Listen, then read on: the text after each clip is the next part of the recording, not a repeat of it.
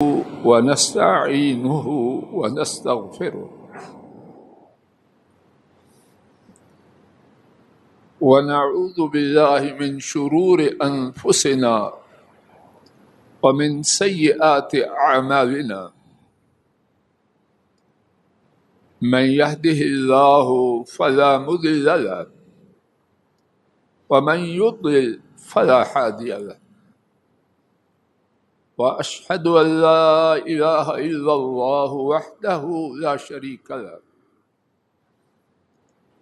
وأشهد أن محمدا عبده ورسوله صلوات ربي وسلامه عليه أما بعد فإن خير الحديث كتاب الله وخير الهدي هدي محمد صلى الله عليه وسلم وشر الأمور محدثاتها وكل محدثة بدعة وكل بدعة ضلالة وكل ضلالة في النار.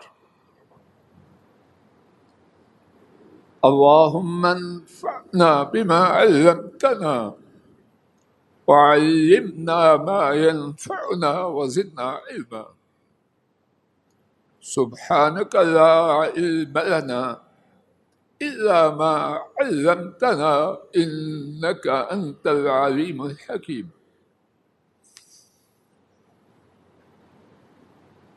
رب اشرح لي صدري ويسر لي أمري واحلل عقدة من لساني يفقهوا قولي. أعوذ بالله السميع العليم من الشيطان الرجيم. بسم الله الرحمن الرحيم. فلا وربك لا يؤمنون حتى يحكموك فيما شجر بينهم ثم لا يجدوا في أنفسهم حرجا مما قضيت ويسلموا تسلیما. گزشتہ دو خطبات جمعہ میں رب ذوالجلال کی توفیق سے اسلام کے ایک بنیادی عقیدے کے حوالے سے بات عرض کرنے کی عاجزانہ کوشش کی گئی، اور اسلام کا وہ بنیادی عقیدہ یہ تھا کہ تب تک کوئی کہنے والا، سننے والا ایماندار نہیں ہو سکتا جب تک کہ تمام معاملات میں جہاں کہیں اختلاف ہو اپنے لیے بدل و جان قاضی، فیصل، حاکم محمد کریم صلی اللہ علیہ وسلم کو نہ مان لے، آپ کے فیصلہ کے بعد نہ اس کے دل میں کوئی کھٹک رہے اور نہ اس ماننے کے اقرار و اعلان میں کسی قسم کا تردد، تاویل، ایچ پیچ، ہچکچاہٹ اس کا نام و نشان نہ۔ اس بارے میں رب کریم کی توفیق سے قرآن و سنت کی کچھ آیات و احادیث اور حضرات ائمہ ان کے کچھ فرامین عرض کرنے کی عاجزانہ کوشش کی گئی تاکہ میں ناکارہ اس موضوع کا کچھ مکمل تصور بھی نہیں، اس موضوع کا کچھ حق ادا کر پاؤں۔ اللہ توفیق دے۔ دوسرے خطبہ جمعہ کے آخر میں بات ہو رہی تھی حضرات ائمہ جو امت میں 4 اماموں کے نام سے مشہور ہیں، اللہ کی ان پر انگنت لا تعداد رحمتیں ہوں۔ اور اللہ تعالیٰ ان کی قبروں کو نور سے منور فرمائے۔ انہوں نے دو ٹوک الفاظ میں واضح انداز میں لوگوں کو اس بات کا حکم دیا ہے، ہماری بات اس کو جانچنا ہے، اس کو پرکھنا ہے، اس کو تولنا ہے۔ کس ترازو پر؟ ترازو مصطفیٰ صلی اللہ علیہ وسلم پر۔ اس کو پرکھنا ہے کس کسوٹی پر؟ کسوٹی محمد کریم صلی اللہ علیہ وسلم۔ اس بارے میں گزشتہ خطبہ جمعہ کے آخر میں بات جو ہو رہی تھی وہ یہ تھی، حضرت امام ابو حنیفہ رحمہ اللہ تعالی انہوں نے فرمایا، اذا قلت قولا يخالف کتاب اللہ وخبر الرسول صلی اللہ علیہ وسلم فاترکوا قولی۔ چودھری خالد صاحب قریب ہو جائیں، بالکل قریب ہو جائیں۔ فرمایا جب میں کوئی بات کہوں اور وہ بات اللہ کی کتاب اور رسول کریم صلی اللہ علیہ وسلم کی سنت کے خلاف ہو تو کیا کرو؟ فاترکوا قولی، میری بات کو چھوڑ دو۔ حضرت امام اللہ کی ان پر لا تعداد رحمتیں ہوں، ان کی یہ بات ایک فرضی بات تھی، ایک بیان دے دیا جس طرح کے آج کے بڑے لوگوں کا دستور ہے اور بات ختم، معاذ اللہ۔ ہمیں یہ امید ہے اللہ کی رحمت سے، ان کا یہ بیان دل کی گہرائی سے تھا۔ اور سماعت فرما لیجیے ادب اور احترام کے ساتھ، اگر ان کا یہ بیان دل کی گہرائی سے نہ ہوتا تو امام نہ بنتے۔ امت میں امام بننے کے لیے جو بنیادی صلاحیتیں ہیں ان میں سے ایک بنیاد یہ ہے کہ وہ محمد کریم صلی اللہ علیہ وسلم کا غیر مشروط تابعدار، جس میں یہ نہیں امام، یہ بات تو دور کی، وہ مومن بھی نہیں۔ حضرت امام رحمت اللہ علیہ انہوں نے جو فرمایا، ان کے سچے پیروکار انہوں نے اسے مضبوطی سے تھاما۔ حضرت امام رحمہ اللہ ان کے سب سے بڑے شاگرد، ان کے بہت شاگرد ہیں، سب سے نامور، سب سے بڑے میرے علم کے مطابق دو شاگرد، ایک قاضی ابو یوسف رحمہ اللہ تعالی اپنے وقت کے چیف جسٹس، اور دوسرے امام محمد بن حسن الشیبانی رحمہم اللہ تعالی۔ میری معلومات کے مطابق حضرت امام کے سب سے بڑے شاگرد۔ آئیے آج کے خطبہ جمعہ میں اللہ مالک کی توفیق سے انہی دو بہت بڑے حضرت امام کے شاگردوں، پیروکاروں، ان سے محبت کرنے والوں، ان کی بات سنتے ہیں۔ اور کہاں سے سنتے ہیں؟ ان دونوں کی کتابوں سے۔ اپنی بات اس کی کیا حیثیت؟ ان دونوں کی کتابوں سے کہ انہوں نے اپنے امام، اپنے شیخ، اپنے استاذ، ان کی بات پر کیسے عمل کیا. اس سلسلے میں آج کے خطبہ جمعہ میں پہلی مثال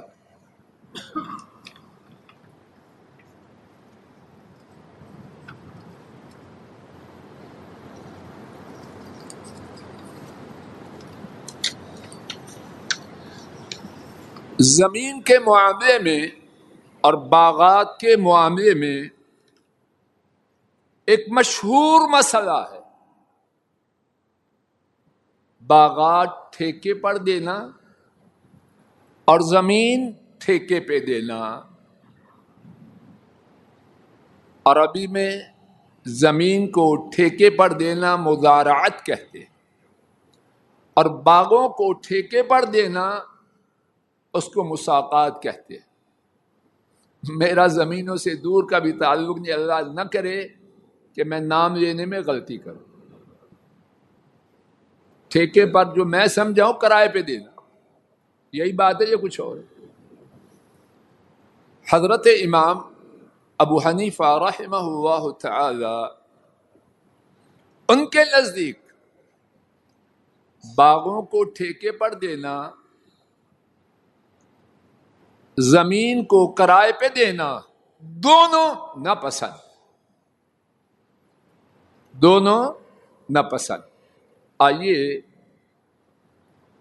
قاضی ابو یوسف رحمہ اللہ، ان کی کتاب کتاب الخراج کی طرف، ان کی اپنی کتاب، کسی اور جگہ سے نہیں.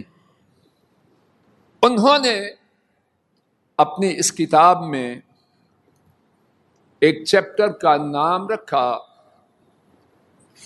فصل فی اجارت الارض البیضاء والنخل. زمین اور کھجوروں کے باغات کو کرائے کے بارے میں دینے کے بارے میں چیپٹر. زمین اور کھجور یعنی کھجوروں کے باغات کرائے کے بارے میں دینے کے متعلق چیپٹر. اور اس کے بعد لکھتے ہیں وَكَانَ أَبُو حَنِيفَةَ رَحِمَهُ اللَّهُ تَعَالَى مِمَّنْ يَكْرَهُ ذَلِكَ فِي الْأَرْضِ الْبَيْضَاءِ وَفِي النَّخْلِ وَالثَّمَرِ بِالثُّلُثِ وَالرُّبُعِ وَأَقَلُّ أَكْثَرُ. امام ابو حنیفہ رحمہ اللہ تعالی اسے ناپسند کہتے تھے، اسے ناپسند فرماتے تھے، اس کو مکروہ سمجھتے تھے. زمین میں، کھجوروں کے باغات میں اور دیگر باغات میں 1/3 پہ دی جائے، 1/4 پہ دی جائے، یا اس سے زیادہ یا کم، خلاصہ ہر صورت میں کرائے پر، ٹھیکے پر زمین دینا یا باغات دینا، حضرت امام رحمہ اللہ تعالی اسے ناپسند کرتے تھے، اس کو مکروہ قرار دیتے تھے. اب سنیے ان کے شاگرد رشید، اپنے وقت کے چیف جسٹس، فرماتے ہیں فَكَانَ أَحْسَنَ مَا سَمِعْنَا فِي ذَلِكَ وَاللَّهُ أَعْلَمُ أَنَّ ذَلِكَ جَائِزٌ مُسْتَقِيمٌ. اور اس بارے میں نوٹ فرمائیے، اللہ پاک مجھے آپ کو سب کو ہدایت دے. ذرا حضرات ائمہ اللہ کی ان پر رحمتیں ہوں، ان کی بات سے ہٹے تو فتوے کی توپ چلا دی گئی. ایسے ہی ہے کہ بے ادب، گستاخ، مردود، اور کہاں تک فیصلے توپوں سے ہوتے ہیں دین کے بارے میں. تو کیا اس کی وجہ سے حق چھپ چکا ہے؟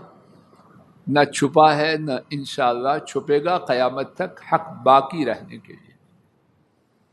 حضرت امام ابو یوسف فرما رہے ہیں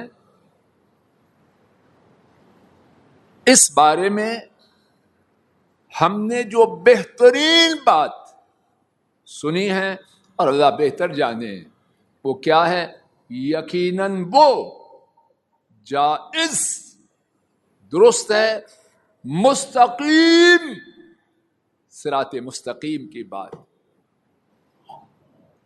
حضرات و خواتین، اللہ کے لیے میں آپ توجہ کریں، خواہ اپنے عقیدے کو کمزور نہ کریں۔ قاضی ابو یوسف ان سے بڑا، امام صاحب کے علم، ان کے تقوی، ان کی پرہیزگاری، ان سے بڑا جاننے والا کون ہے؟ وہ کتنا صاف ستھرا اپنا بیان دے رہے۔ میرے شیخ، میرے امام، ان کا فرمان یہ ہے اور میری رائے کیا ہے، اس کے مطابق ہے یا 100% اس سے جدا ہے؟ جواب دیجئے۔ اگر خطیب پوچھے تو پھر جواب دینے کی اجازت ہوتی۔ ایک جیسی بات ہے یا 100% الٹ ہے؟ اور اللہ کی ان پر رحمتیں ہوں، بات کو چھوڑا نہیں۔ جس کو انہوں نے صحیح قرار دیا اس کا سبب بیان کیا۔ کیا سبب ہے؟ اتبعنا الاحادیث التي جاءت الرسول اللہ صلی اللہ علیہ وسلم فی مساقات خیبر۔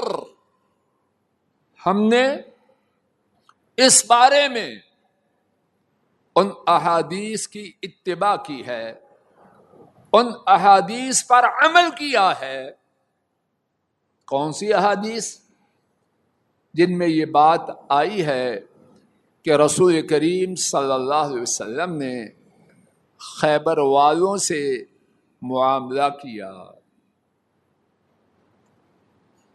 غزوہ خیبر میں خیبر فتح ہوا، خیبر باغات والا علاقہ، نبی کریم صلی اللہ علیہ وسلم نے اب زمینیں مسلمانوں کی، باغات مسلمانوں کے، اللہ پاک نے مسلمانوں کو فتح دی۔ اب خیبر والے ان باغوں میں محنت کریں اور جو پھل ہو وہ مسلمان اور ان میں تقسیم ہو، بالفاظ دیگر کرائے پہ، ٹھیکے پہ دی۔ تو قاضی ابو یوسف اپنے شیخ کی بات نقل کرنے کے بعد فرما رہے ہیں میری رائے دوسری ہے، اور میری دوسری رائے میری وجہ سے نہیں، کن کی وجہ سے ہے؟ جو ہمارا سبق چل رہا ہے کیا ہے؟ حرف آخر، آخری فیصلہ، امت کا سب سے بڑا قاضی، کہ اللہ کے بعد امت میں ان ایسی شخصیت نہ تھی، نہ ہے، نہ ہوگی۔ کیوں؟ ان کا فیصلہ یہ تھا، ان کا عمل یہ تھا کہ انہوں نے یہودیوں کو، خیبر والوں کو باغات مساقات پہ دیے، یعنی ٹھیکے پہ دیے۔ اور اس کے بعد فرمایا لِأَنَّهَا أَوْثَقُ عِنْدَنَا وَأَكْثَرُ وَعَمْ من الأحاديث مما جاء في خلافها من الأحاديث۔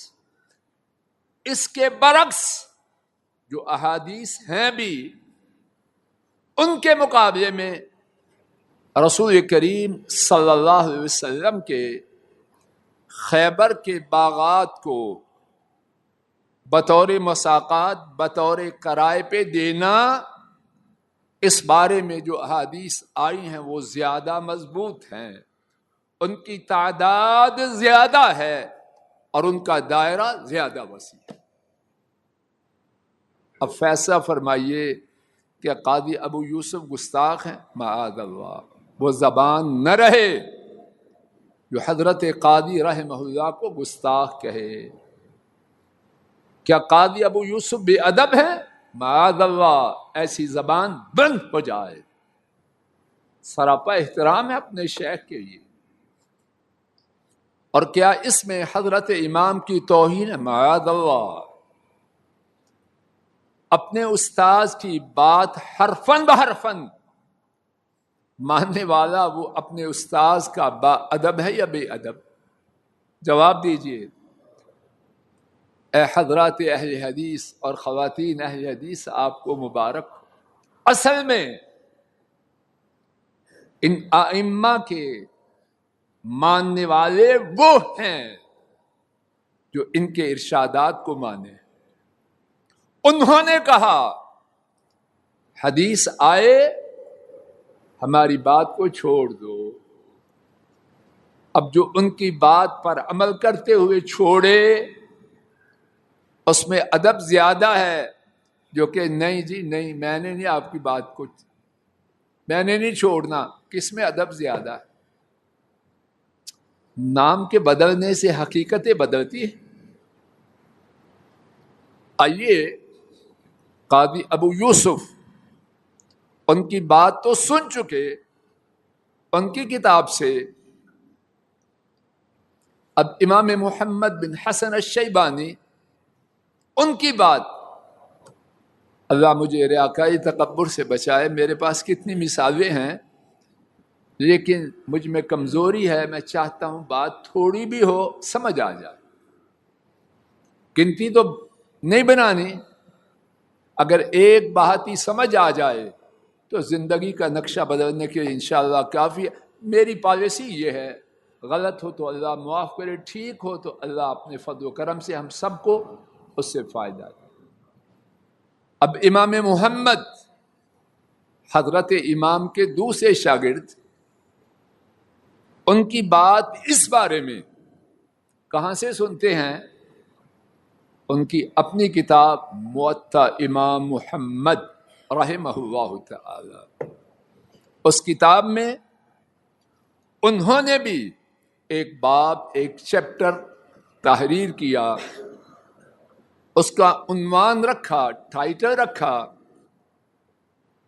باب المعاملۃ والمزارعہ فی النخل والارض. کھجور یعنی کھجور کے باغات میں اور زمین میں ٹھیکے پر دینا، مزارعت، مساقات، اس کے بارے میں یہ چیپٹر ہے. امام محمد لکھتے ہیں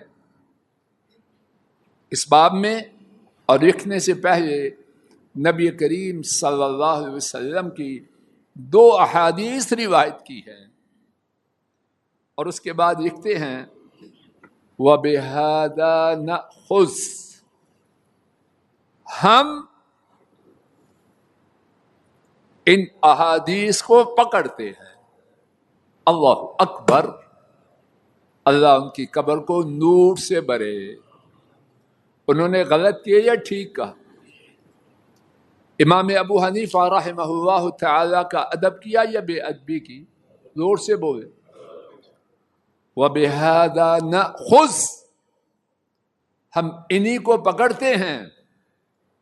لا بأس بمعاملة النخل على الشطر والثلث والربع.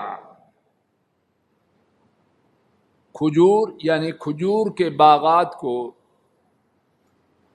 ٹھیکے پر دینا آدھی پیداوار کے ساتھ، یا 1/3 پیداوار کے ساتھ، یا 1/4 پیداوار کے ساتھ. جو فصل، جو پھل ہوگا 50% محنت کرنے والے کا، 50 مالک کا. یا 1/3 پر 33.33 محنت کرنے والے کا، بقیہ مالک کا. یا 25% اس کا، 75 مالک کا. فرما رہے ہیں زمین، باغات کو ٹھیکے پر دینا، آدھا دیا جائے، 1/3 دیا جائے، 1/4 دیا جائے، کوئی حرج نہیں. وبمزارعة الأرض البيضاء بالصلص وبمزارعة الأرض البيضاء بالشطر والثلث والربع. اسی طرح زمین کو کرائے پر دیا جائے، مزارعت پر دیا جائے، آدھا حصہ دے کے، ایک تہائی دے کے، چوتھائی دے کے، اس میں کوئی حرج نہیں.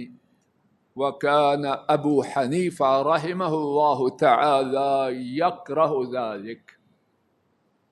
اور حضرت امام ابو حنیفہ رحمہ اللہ تعالی اس کو ترجمہ سمجھ آ رہا ہے کہ نہیں؟ کیا کرتے تھے؟ وہ ناپسند کرتے تھے.